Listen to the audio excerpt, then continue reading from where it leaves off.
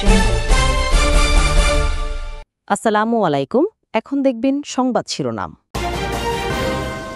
বিপ্লব ও সংহতি দিবস উপলক্ষে রাজধানীতে বিএনপির বর্ণাঢ্য র্যালি। অন্তর্বর্তী সরকারই ব্যাহত করতে চায় নির্বাচন, অভিযোগ মির্জা ফখরুলের।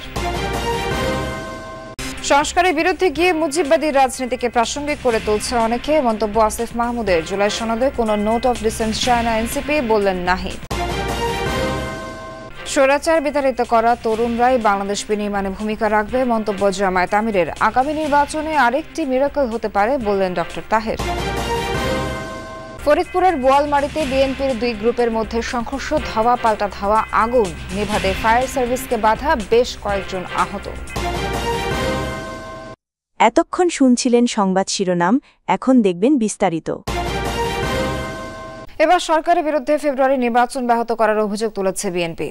দলের মহাসচিব মির্জা ফখরুল ইসলাম আলমগীর বলেন, সর্বাত্মক সহযোগিতার পরও সরকার ভিন্ন পরিস্থিতি তৈরি করতে চায়। এজন্য সবাইকে সজাগ থাকার আহ্বান জানান তিনি।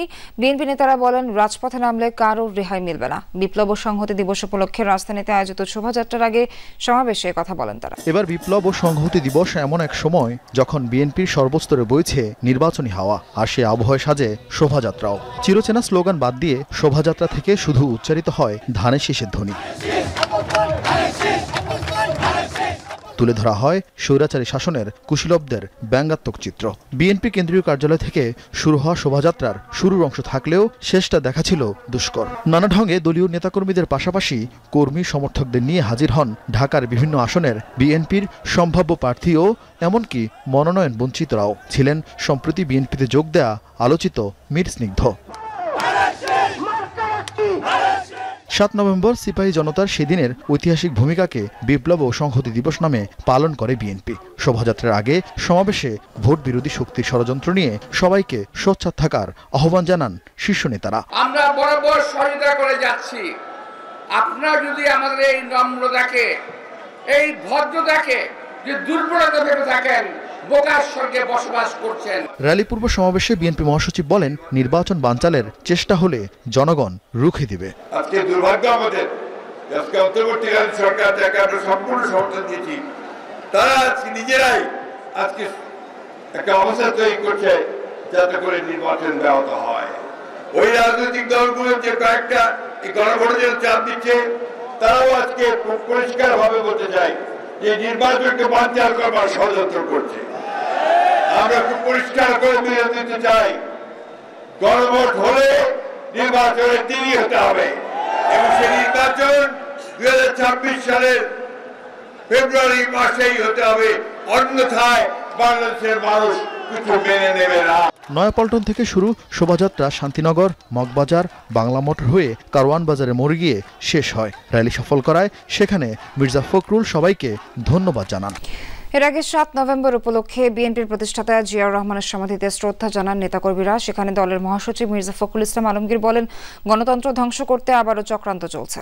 শুক্রবার সকালে শেরেবাংলা নগরের জিয়া উদ্যানে ছিল নেতাকর্মীদের ঢল। ঐতিহাসিক ৭ নভেম্বর বিপ্লব ও সংহতি দিবস উপলক্ষে অঙ্গ সংগঠনের নেতাকর্মীদের নিয়ে দলের প্রতিষ্ঠাতার সমাধিতে শ্রদ্ধা জানান বিএনপি মহাসচিব ও স্থায়ী কমিটির সদস্যরা। দোয়া ও মোনাজাত শেষে বিএনপি মহাসচিব বলেন, ৭৫-এর ৭ নভেম্বর আধিপত্যবাদের চক্রান্ত বানচাল করে দেয় সিপাহী জনতা। জিয়ার হাত ধরেই রচিত হয় বাংলাদেশের অগ্রগতির ভিত্তি। সংস্কারের বিরুদ্ধে গিয়ে অনেকে মুজিববাদী রাজনীতিকে প্রাসঙ্গিক করে তুলছে বলে মন্তব্য করেছেন স্থানীয় সরকার উপদেষ্টা আসিফ মাহমুদ সজীব ভুঁইয়া। শুক্রবার বিকেলে জাতীয় প্রেস ক্লাবে এক গোল টেবিল বৈঠকে এমন মন্তব্য করেন তিনি। বলেন, নতুন রাজনৈতিক বন্দোবস্ত খুবই জনপ্রিয় শব্দ, কিন্তু এই নতুন বন্দোবস্তের সুনির্দিষ্ট রূপরেখা দেওয়া হয়নি। স্বাধীনতার পরও আদর্শ রাষ্ট্র গঠন করা যায়নি বলেও মন্তব্য করেন আসিফ মাহমুদ সজীব ভুঁইয়া। বলেন, রাষ্ট্র পরিচালনার দায়িত্বে যারা ছিলেন তারা লুটপাটে ব্যস্ত থাকায় 1975 ও 2024 এই দুই সময়ে একই চিত্র দেখা গেছে। পররাষ্ট্রনীতির প্রসঙ্গে তিনি দাবি করেন, জিয়াউর রহমান ছাড়া কেউ নতুন কিছু দিতে পারেনি। বিএনপি আওয়ামী লীগ কেউই সন্তোষজনক পররাষ্ট্রনীতি প্রণয়ন করতে পারেনি বলেও জানান আসিফ মাহমুদ। চলমান বিচার প্রসঙ্গে উপদেষ্টা বলেন, শেখ হাসিনার বিরুদ্ধে 13 নভেম্বর রায় হওয়ার কথা। এই কারণেই ফ্যাসিবাদী শক্তি লকডাউন ডেকেছে বলেও জানান তিনি। রাজনৈতিক দলগুলোর মধ্যে বিপ্লবের যারা স্টেক হোল্ডার, তাদের মধ্যে কেউ কেউ সংস্কার বিরোধী রাজনীতিটা করলো, মানে এটার আউটকামটা আসলে দেশের জন্য কি আসলো, এটা একটা প্রশ্ন। আরেকটা প্রশ্ন থাকে যে এই যে কেউ কেউ দেখলাম আমরা রিঅ্যাকশনারি পলিটিক্সে ঢুকে গেল, এবং এই রিঅ্যাকশনারি পলিটিক্সে ঢোকার মাধ্যমে তারা মুজিববাদী রাজনীতিকে আবার প্রাসঙ্গিক করে তুলল। জুলাই গণঅভ্যুত্থানে অংশীদারদের আগামী জাতীয় সংসদে থাকা উচিত বলে মনে করেন জাতীয় নাগরিক পার্টি এনসিপির আহ্বায়ক নাহিদ ইসলাম। দুপুরে রাজধানীর বাংলা একাডেমিতে ইউনিভার্সিটি টিচার্স ফোরামের আত্মপ্রকাশ অনুষ্ঠানে কথা বলেন তিনি। দ্রুত জুলাই সনদ বাস্তবায়ন করে প্রধান উপদেষ্টাকে নির্বাচনের আহ্বান জানান তিনি। বলেন, সনদে নোট অফ ডিসেন্ট রাখা যাবে না। বাংলা একাডেমিতে আত্মপ্রকাশ হয়েছে ইউনিভার্সিটি টিচার্স ফোরামের। এতে প্রধান অতিথি ছিলেন জাতীয় নাগরিক পার্টির আহ্বায়ক নাহিদ ইসলাম।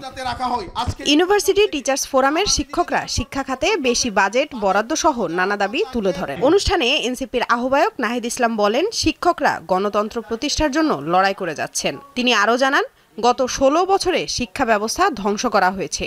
শিক্ষা প্রতিষ্ঠানে দলীয়করণ না করারও আহ্বান জানান নাহিদ ইসলাম। ফ্যাসিবাদী কাঠামোকে বিলোপ করে একটা গণতান্ত্রিক বাংলাদেশ প্রতিষ্ঠা করা, মাত্র 6টি কমিশন যেগুলো নির্বাচনের সাথে সম্পর্কিত। স্বৈরাচার বিতাড়িত করা তরুণরাই নতুন বাংলাদেশ বিনির্মাণে ভূমিকা রাখবে বলে মন্তব্য করেছেন জামায়াতের আমির ডক্টর শফিকুর রহমান। বলেন, বিশ্ববিদ্যালয়ের উন্নয়ন প্রকল্পে ছাত্র প্রতিনিধিদের ভাগ বাটোয়ারার সংস্কৃতি থেকে বেরিয়ে আসতে হবে। দলটির নায়েবে আমির ডক্টর আব্দুল্লাহ মোহাম্মদ তাহের বলেন, আগামী নির্বাচনে আরেকটি মিরাকল ঘটবে। ঢাকা বিশ্ববিদ্যালয় সহ 4টি বিশ্ববিদ্যালয়ের কেন্দ্রীয় ছাত্র সংসদ নির্বাচনে জয়ীদের সংবর্ধনার আয়োজন করে ছাত্র শিবির। অনুষ্ঠানে ডাকসু ভিপি সহ অন্য নেতারা বলেন, চেতনা ব্যবসার আর কোনো সুযোগ নেই। আমরা বলতে চাই, নতুন বাংলাদেশে মুক্তিযুদ্ধ ইন্ডাস্ট্রি ব্যবসা চলবে না। একই সাথে জুলাইয়ের যারা চেতনা ব্যবসা করতে চাইবে সেই ব্যবসাও চলবে না। আয়োজনে জামায়াতের নায়েবে আমির ডাক্তার তাহের বলেন, বিশ্ববিদ্যালয়ের ছাত্র সংসদ নির্বাচনের প্রভাব পড়বে জাতীয় নির্বাচনেও। ইনশাআল্লাহ আমরা দেখছি, আমরা আশা করছি বিশ্ববিদ্যালয়ের যে রিফ্লেকশন এটাই বাংলাদেশ হবে, এবং আগামী নির্বাচনে তারই প্রভাবে আর একটি মিরাকল হতে পারে। জামায়াতের আমির শফিকুর রহমান বলেন, ভবিষ্যৎ নেতৃত্বের জন্য তরুণদের এখনই প্রস্তুতি নিতে হবে। একটা পর্বত প্রমাণ, একটা হস্তিকে তোমরা এই সমাজ থেকে তাড়াতে পেরেছো, তোমাদের নেতৃত্বেই সেটা সফল হয়েছে। তোমাদের নেতৃত্বে ইনশাআল্লাহ আগামী নতুন বাংলাদেশ, বেটার বাংলাদেশ গড়ে উঠবে, এটা আমাদের প্রত্যাশা। দিনাজপুর 2 আসনে বিএনপির মনোনয়ন পুনর্বিবেচনার দাবিতে দ্বিতীয় দিনের মতো বিক্ষোভ সমাবেশ করেছেন বঞ্চিত প্রার্থীদের কর্মী সমর্থকরা। বিরল উপজেলা সদরে প্রথমে মানববন্ধন করেন তারা, পরে বের করা হয় বিক্ষোভ মিছিল। সমাবেশে একই মঞ্চে বক্তব্য দেন বিএনপির মনোনয়ন প্রত্যাশী 3 নেতা আ.ন.ম বজলুর রশিদ কালু, মুজাহারুল ইসলাম, অধ্যাপক মঞ্জুরুল ইসলাম। এ সময় বক্তারা অভিযোগ করেন, গত 15 বছর দুর্দিনে নিষ্ক্রিয় ছিলেন দল মনোনীত প্রার্থী। ধানের শীষ প্রতীককে বিজয়ী করতে সাদিক রিয়াজ পিনাক চৌধুরীর পরিবর্তে মনোনয়ন প্রত্যাশী অন্য 3 নেতার মধ্যে একজনকে প্রার্থী করার দাবি জানান তারা। মনোনয়ন বঞ্চিত বিএনপি নেতার সমর্থনে উত্তাল ফটিকছড়ি আঞ্চলিক মহাসড়ক অবরোধ করে বিক্ষোভ প্রকাশ করেছে চট্টগ্রাম 2 আসনে মনোনয়ন বঞ্চিত অবসরপ্রাপ্ত কর্নেল আজিমুল্লাহ বাহারের সমর্থকরা। তিনি ফটিকছড়ি উপজেলা বিএনপির আহ্বায়ক। শুক্রবার বিকেলে হাটহাজারী খাগড়াছড়ির আঞ্চলিক মহাসড়কের বিবিরহাট বাজারে দলীয় কার্যালয়ের সামনে ও নাজিরহাট ঝংকার মোড় সহ বিভিন্ন অংশে অবস্থান নিয়ে বিক্ষোভ কর্মসূচি পালন করে কর্মী সমর্থকরা।